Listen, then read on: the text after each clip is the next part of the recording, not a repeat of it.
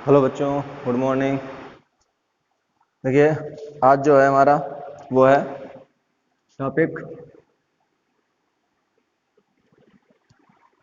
Electromagnetic spectrum. Electromagnetic spectrum क्या बोलते हैं? विद्युत चुंबकीय स्पेक्ट्रम।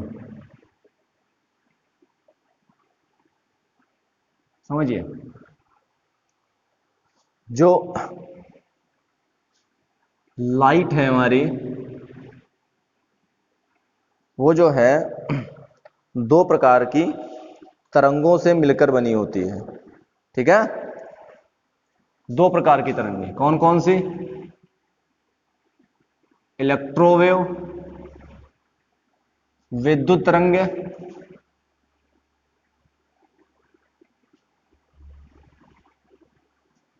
और मैग्नेटिक वेव, चुंबकीय तरंगे।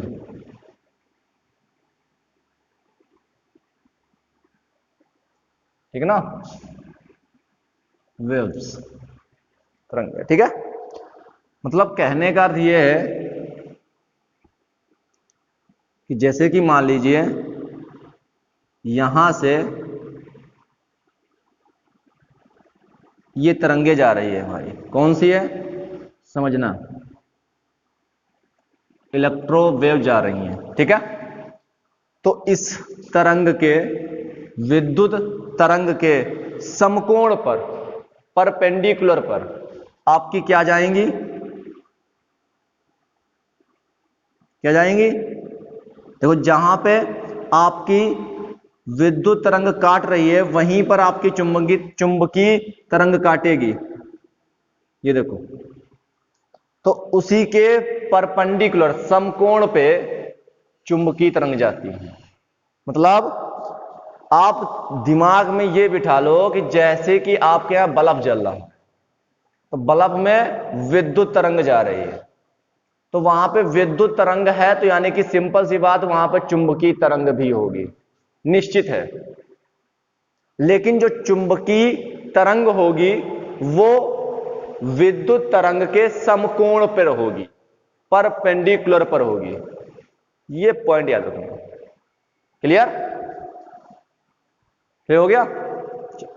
तो मैं मान लेता हूं, यहां पे जो मैं लिखने वाला हूं, देखिए मैं लिख देता हूं MW, मैग्नेटिक वेव, समकोणीय पर, और इलेक्ट्रोवेव, विद्युत तरंगे। ठीक है ना? क्लियर?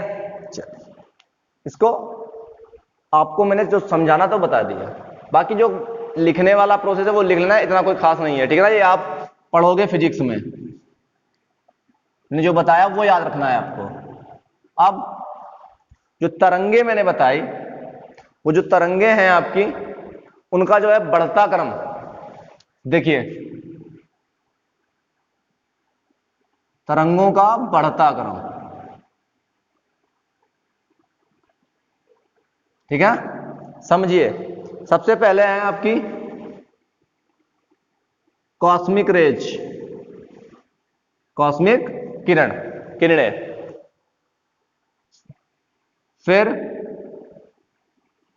Gamma rays. इन दोनों में तुलना करें तो ये अधिक। ठीक है ना? क्या अधिक मैं बताऊंगा आपको, समझाऊंगा क्या अधिक है ये। ठीक है ना? अभी फिर एक्स रेज, ये गामा हो गया। फिर एक्स रेज, एक्स किरणें, गामा से अधिक होती है एक्स किरणों की। तरंग दैर्घ्य, तरंग दैर्घ्य, ये तरंग दैर्घ्य की, यानी कि लेमडा के मान के बढ़ते क्रम में है। इससे ज्यादा इसका लेमडा का मान होता है, इससे ज्यादा इसके लेमडा का मान होता है। ठीक है ना? तो ये तरंग दैर्घ्य के बढ़ते क्रम में है। UV, ultraviolet rays. ठीक है ना? Ultraviolet rays. इसके बाद में अल्ट्रावोलेट के बाद में है विजिबल।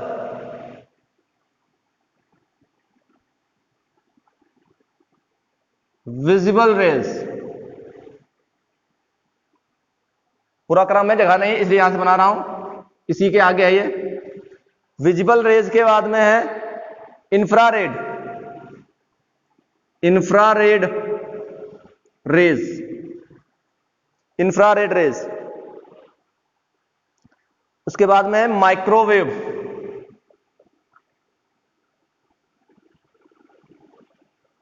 माइक्रोवेव रेज,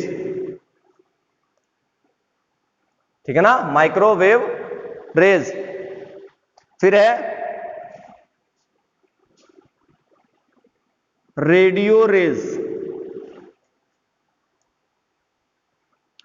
मतलब यह है कि सबसे कम तरंग दैर्घ्य इनकी होती है और सबसे ज्यादा तरंग दैर्घ्य रेडियो रेज, रेडियो किरण जो रेडियो से निकलती है वो वाली, जो जो आप लोग देख रहे टावर से भेजते हैं ना रेडियो वाली, उनकी सबसे ज्यादा होती है तरंग दैर्घ्य लेम्डा।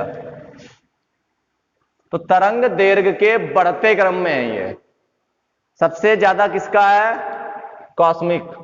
सबसे कम किसका है? कॉस्मिक। और सबसे ज्यादा किसका है? रेडियो। ये दिमाग में रखना। बाकी में किसी से मतलब नहीं है, हमें मतलब है ये विजिबल रेज। विजिबल रेज में आपने पढ़ा है VIBGYOR, violet, indigo, blue, green, yellow, orange, red, VIBGYOR. इधर जितनी भी किरणें होंगी अदृश्य होंगी, दिखाई नहीं देंगी। विजिबल जो यहां से ये इस तरफ की होंगी रेड लाल की इधर, वो आपको दिखाई देंगी विजिबल रेज। और काफी डिस्टेंसिंग भी होती है इनमें, जैसे कि रेडियो रेज जो तरंग दैर्घ्य बनती है ना, ऐसा माना जाता है कि इसमें एक किलोमीटर पे बनती है। मतलब ये जो तरंग दैर्घ्य बन रही है ये इसकी है, तो ये 1 किलोमीटर 2 किलोमीटर रेंज में बनती है तरंग दैर्घ्य रेडियो रेज में। और इसमें जो है कॉस्मिक में ये पास बनती है, ये इतनी ज्यादा दूरी नहीं होती इनमें। ये जो लेम्डा बन रहा है इसमें इतनी ज्यादा दूरी नहीं होती है इनमें, लेकिन इनमें जो है कम से कम 1 किलोमीटर 2 किलोमीटर के बन सकती हैं। ये बनती हैं इसमें, इसलिए इसमें जो है लेम्डा का मान कम है और इसमें अधिक है। अब लेम्डा का मान अधिक है, अब सुनना ध्यान से, कि जो कॉस्मिक रेज है इनके लेम्डा का मान, इनके तरंग दैर्घ्य का मान कम है, तो ये हमारी त्वचा पे अगर पड़ जाए तो क्या हो जाएगा? त्वचा हमारी जल जाएगी। अगर कॉस्मिक रेज हमारी त्वचा पे पड़े तो त्वचा हमारी जल जाएगी। ऐसे ही gamma rays, X rays, ultraviolet, पता है ना, पराबैंगनी किरणें। पराबैंगनी किरणें अगर सूर्य से पराबैंगनी किरणें आने लगे पृथ्वी पे तो हमारा शरीर झुलसने लगेगा इन किरणों के द्वारा। जो किरणें हैं बहुत खतरनाक हैं। कॉस्मिक रेज सबसे खतरनाक है, शरीर को जला सकती है, त्वचा को जला सकती है, और इनसे जो है झुलसने लगेगा शरीर हमारा। इसलिए क्या होता है, जब सूर्य से पराबैंगनी जो किरणें आती हैं तो वो किरणें जो है ओजोन परत जो हमारे वायुमंडल में विद्यमान है, ओजोन परत, उस ओजोन परत का यही कार्य होता है। वो पराबैंगनी किरणें या ये किरणें जो वहां से होती हैं या वहां पे जो आती हैं सूर्य से निकल के, उनको वो एब्जॉर्ब अवशोषित कर ले, अपने अंदर अवशोषित कर लेती है, इनको पृथ्वी तक आने नहीं देती है। इसीलिए ओजोन परत का होना हमारे लिए बहुत आवश्यक है। ओजोन परत नहीं होगी हमारे लिए बहुत बड़ा नुकसान है। तो ओजोन परत को होने के लिए या ओजोन परत का होना हमारे लिए क्यों आवश्यक है, वो आपके सामने है। वो हमारे लिए जो खतरनाक जो किरणें हैं जो हमारे शरीर को बेकार कर सकती हैं या प्रभावित कर सकती है, हमारे शरीर पे जो इफेक्ट डालेंगी आकर, उन किरणों को वो अवशोषित कर देती है। केवल अच्छी किरणें जो है हमारे शरीर तक पहुंचाती है, जैसे विजिबल लाइट, विजिबल रेज, जिससे हम सब चीजों को देखते हैं, तो वो वाली किरणें जो है हमारे शरीर तक या हमारी आंखों तक, जिससे हम सभी को देख सकते हैं, वो पहुंचाती है। फिर इंफ्रारेड, माइक्रोवेव, रेडियो रेज, ये तरंगे तो हम जानते हैं कहां पे होती हैं, जैसे कि visible rays, visible violet, indigo, बैगनी, ग्रीन, येलो, ऑरेंज, रेड, इस तरफ जितनी भी होगी ये है। तो इसमें विजिबल रेज में ये होती है किरणें, वायलेट जानते हो ना, इंडिगो जानते हो ना, ब्लू जानते हो ना, ये किरणें होती हैं, इसलिए हमें कलर दिखाई देते हैं, विजिबल लाइट। दृश्य किरणें, दृश्य किरणें। अब विजिबल लाइट जो सूर्य से निकल के जो हमारे शरीर पर पड़ती है, क्या उससे कभी नुकसान हुआ हमें? कभी त्वचा में देखिए कुछ विटामिन डी भी मिलती है उससे, ठीक है ना। फिर देखिए इंफ्रारेड, इंफ्रारेड जो किरणें होती हैं या जो रेडियो तरंगे होती हैं या रेडियो किरणें जो होती हैं, रेडियो देख लीजिए आप, बता दूं आपको, जब स्टार्ट में जब रेडियो आया था तो रेडियो के बारे में बहुत सी बातें उठी थी, ठीक है ना, या मोबाइल चलता है, मोबाइल के बारे में लोगों का कहना है कि मोबाइल से निकलने वाली तरंगे हमारे लिए बहुत खतरनाक है, ये है वो है, ठिकाना फलाना। कभी ऐसा कुछ नहीं होता है, क्योंकि देखिए रेडियो जो रेव्स ऐसी ही होती है ना हमारी, कभी कोई नुकसान हुआ हमारे शरीर को? कभी नहीं, कुछ नहीं हुआ। लोगों की बस बिकल बात, जब स्टार्ट में, जब शुरुआत में जब रेडियो आया था ना, तो रेडियो के बारे में लोग ऐसे कहते थे कि रेडियो से निकलने वाली जो तरंगे हैं वो हमारे शरीर में ये कर देंगे, हमारे शरीर में वो कर देंगे, हमारे शरीर में रोग उत्पन्न होने लगते हैं। ऐसा कुछ नहीं है। फिर मोबाइल आया तो मोबाइल के बारे में, टेलीविजन आया तो टेलीविजन के बारे में कहने लगे लोग, ऐसे ही मोबाइल आया तो मोबाइल के बारे में लोग कहने लगे कि मोबाइल से निकलने तरंगे ये कर देंगी वो कर देंगे। ऐसा कुछ नहीं है, ठीक है ना, क्योंकि इनकी तरंग दैर्घ्य अधिक होती है, इससे कोई इफेक्ट नहीं पड़ता हमारे शरीर पर, अगर इफेक्ट पड़ता तो अब तक दिखाई देता। इसके बाद में देखिए इंफ्रारेड, इंफ्रारेड जो ये किरणें हैं, ये रिमोट, जो आप लोग टीवी के रिमोट या डिस्क के जो रिमोट नहीं होते हैं, जो रिमोट में जो आप कभी भी चला के लगा के देखना अपने शरीर पे, कभी कुछ नहीं होता उनसे, आप यूज भी करते हो, हाथ में पकड़ के यूज, उसका क्या हाथ लगा के देखना, क्या इस हाथ लगा देने से क्या शरीर में क्या छेद हो जाएगा? कुछ नहीं होगा, कोई इफेक्ट नहीं पड़ता है, तरंग दैर्घ्य उनका अधिक होता है, ठीक है ना। इसका कम है वो इफेक्ट डालेगा, जैसे कि इनका बहुत ही कम होता है तो ये इफेक्ट ज्यादा डालते हैं हमारे शरीर पे, और इनका अधिक होता है तो इनका कोई प्रभाव नहीं पड़ता हमारे शरीर पे। क्लियर पॉइंट है? तो ये तरंग दैर्घ्य का बढ़ता क्रम हो गया। क्लियर है? आगे देखिए और समझिए, ऊर्जा।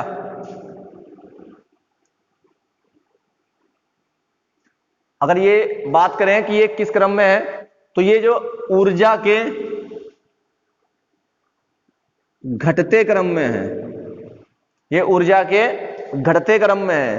क्यों है? समझिए इसको, हमने पढ़ा है C बराबर न्यू लेमडा, और E बराबर क्या पढ़ा था? ऊर्जा बराबर क्या पढ़ा था हमने? H new. तो अगर यहां से हम किसका मान निकाल लें? न्यू का मान निकालें तो C अपान लेमडा होगा। न्यू आवृत्ति, व्युत्क्रमानुपाती है, व्युत्क्रमानुपाती है, एक चीज बढ़ाओगे दूसरी चीज घटेगी, तो लेमडा का मान जितना ज्यादा आवृत्ति का मान उतना कम। क्लियर है?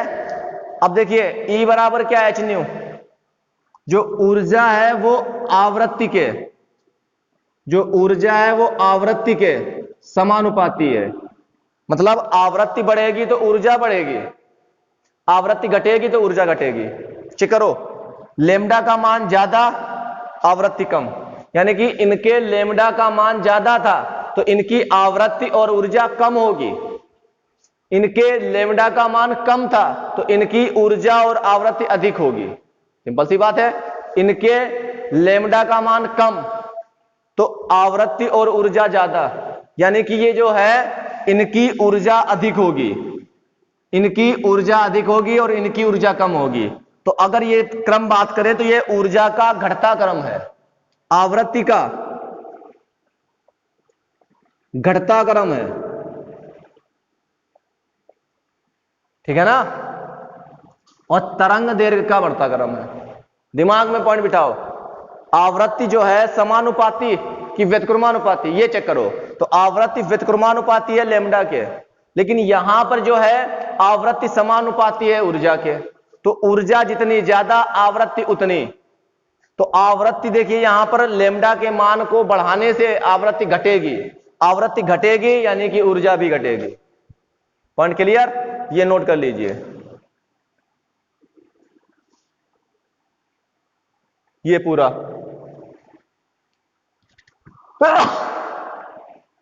हो गया।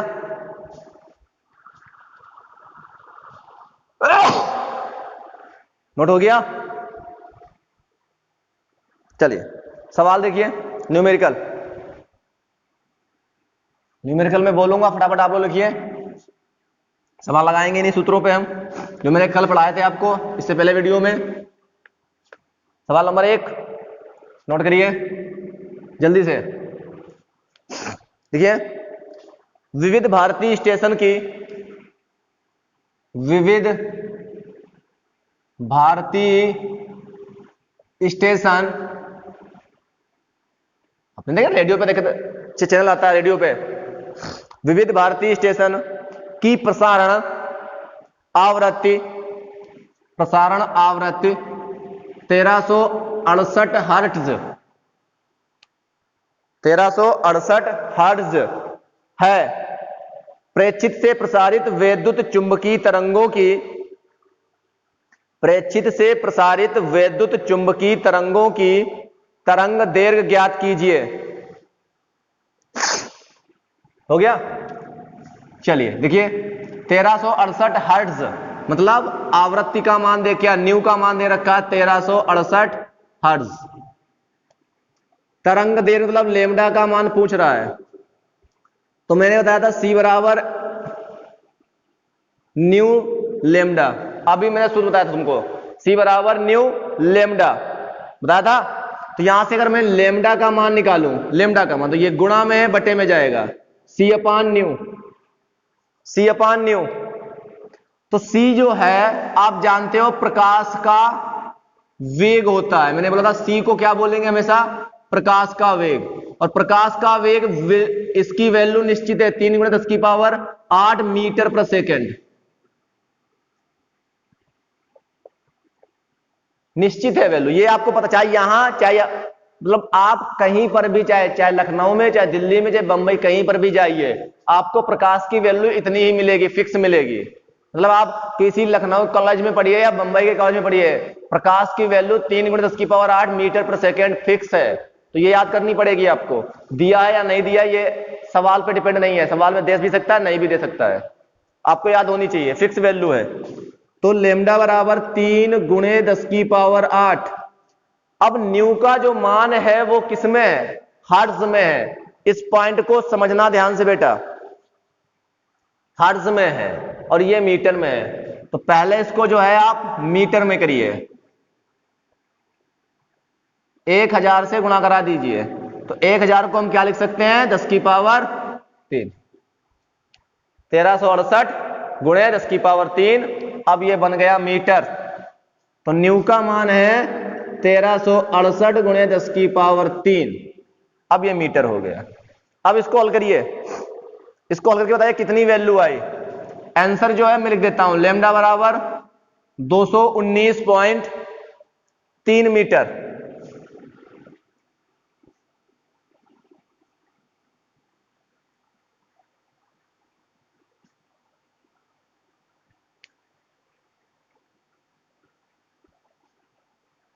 हो गया।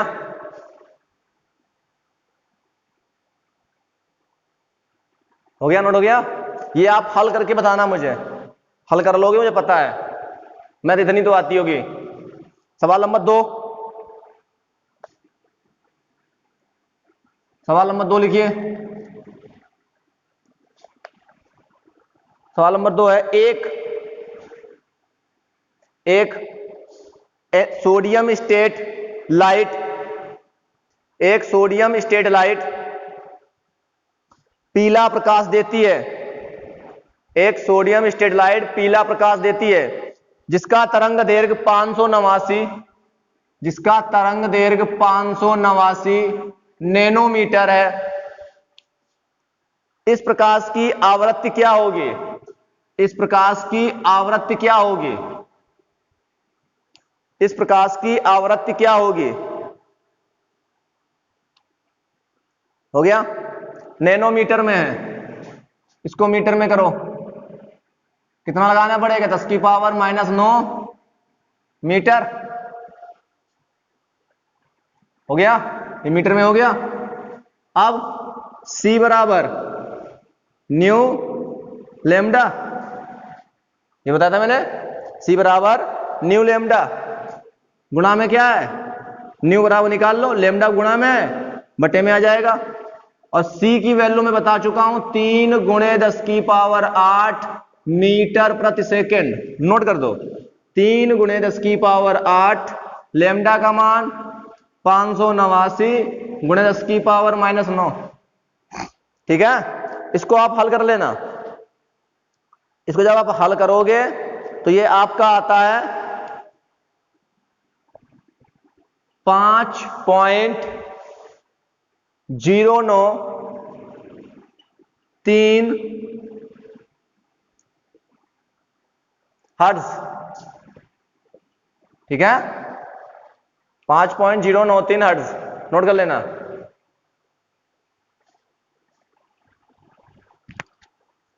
क्लियर? अगला सवाल लिखिए। अगला सवाल है नंबर 3। निकटतम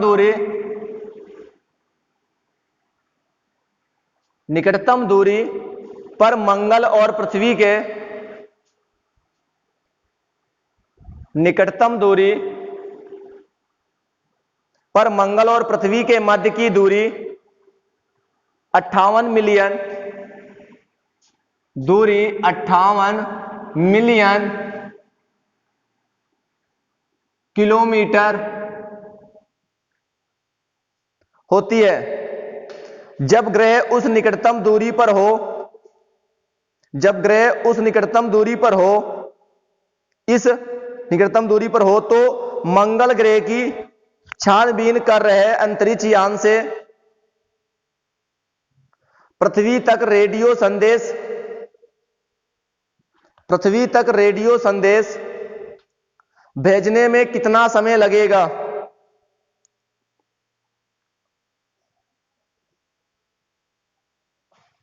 पृथ्वी तक रेडियो संदेश भेजने में कितना समय लगेगा? समय T बराबर पूछ रहा ज्ञात करने के लिए। अब आप जानते हो प्रकाश का वेग, यहां लिख देता हूं C बराबर 3 × 10⁸ मीटर प्रति सेकेंड। देखिए प्रकाश का वेग मीटर में है तो दूरी भी मीटर में कर लो बेटा, मिलियन में है तो इसको मैंने क्या बोला है? मीटर में करना है। ठीक है ना? 10⁻6 से गुणा करा दी तो किलोमीटर में हुआ। अभी मीटर में ले जाना है बेटा, याद रखना। 10⁻3 और लगाओ, कितना हो जाएगा? 10⁻9। ये अब मीटर में हो गया, 58 10⁻9 मीटर। क्लियर? और V बराबर या वेग बराबर आपने सूत्र पढ़ा है D/T, दूरी बटे समय। चाल बराबर दूरी बटे समय, पढ़ा है? नहीं पढ़ा है? तो चाल वेग होता है ना हमारा, तो V यानी कि C, तो T निकालना है तो T बराबर क्या हो जाएगा? D/V। V यानी कि C लिखो या V लिखो, जो भी आप लिखना चाहो। ये जो है आप यहां पे V ले लेना। प्रकाश है, प्रकाश का वेग तो 3 मीटर के बाद निश्चित है ना हमारा। तो D कितना है हमारे पास? 58 × 10⁻9 मीटर। और ये कितना है? 3 × 10⁸। कितना आएगा पता ना आपको? कितना आएगा? 193.3 सेकेंड। ठीक है? इसको नोट कर लेना, 193.3 सेकेंड। हो गया? चलिए मिटा दे। नेक्स्ट सवाल देखिए, नेक्स्ट सवाल को देखिए, नोट करिए, फटाफट नोट करिए। प्रकाश के बीम की तरंग संख्या प्रकाश के बीम की तरंग संख्या न्यू बार 500 सेंटीमीटर इनवर्स है। प्रकाश की तरंग दैर्घ्य नैनोमीटर में, तरंग दैर्घ्य नैनोमीटर में क्या होगी? प्रकाश की आवृत्ति भी ज्ञात कीजिए, प्रकाश की आवृत्ति भी ज्ञात कीजिए। न्यू का मान भी पूछ रहा है, ज्ञात कीजिए। देखिए आपने पढ़ा है तरंग संख्या बराबर 1/λ, पढ़ा या नहीं पढ़ा है? पढ़ा है ना? चलिए देखिए, इसके नीचे एक होगा तिर्य गुणा न्यू बार बरा इंटू लेमडा बराबर 1। तो अगर लेमडा का मान निकालूं तो 1/न्यू बार हो जाएगा। तो लेमडा बराबर 1/500। अब इसको आप भाग कर लोगे तो पता है, मुझे पता है ना, भाग कर लोगे, सिंपल सी बात है। तो भाग करो, कितना आएगा यहां पे आपका आता है 2 × 10⁻³ सेंटीमीटर। कैसे? देख लो, समझाता हूं। क्या करना है, इसको 1000 से गुणा और 1000 से भाग कर देना।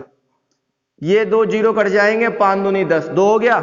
और इसको हम क्या ले सकते हैं, 10⁻³ 10⁻³ ऊपर ले जाएंगे, माइनस की हो जाएंगे। तो लेमडा का मान निकल आया 2 × 10⁻³ सेंटीमीटर। क्लियर मेरा पॉइंट? अब आगे देखिए, लेमडा का मान निकल आया। अब आगे न्यू का मान, तो मैंने सी बराबर पढ़ाया न्यू लेमडा। तो मुझे क्या चाहिए था, न्यू का मान। तो न्यू बराबर C/λ। न्यू बराबर C का मान 3 × 10⁸। लेमडा का मान है 2 × 10⁻³ अब देखना ये था कि सेंटीमीटर में है, और यहां पे ये प्रकाश का वेग मीटर में होता है। तो इसको जो है आप मीटर में कर लो फटाफट, इसको आप मीटर में कर लो। कितना होगा बताओ? मीटर में करने के लिए क्या करना पड़ेगा, 2 × 10⁻³ इंटू 10⁻²। 100 से गुणा 2 × 10⁻5। अब ये मीटर में हो गया। अब कितना रखना है, 2 × 10⁻5। इसको हल करो। न्यू बराबर 2 × 1 = 2, 2 × 5 = 10 × 10⁻, ऊपर ले जाएंगे 8 इंटू 10⁻5 प्लस की। तो न्यू बराबर 1.5 × 10⁻13। और काय में होता है इसका मतलब हर्ट्ज। हर्ट्ज आपका आंसर, ठीक है ना? अगर आप चाहें तो ये जो मीटर में दिया है इसको आप नैनोमीटर में कर सकते हो, क्योंकि ज्यादातर तरंग दैर्घ्य जो है नैनोमीटर में दी होती है।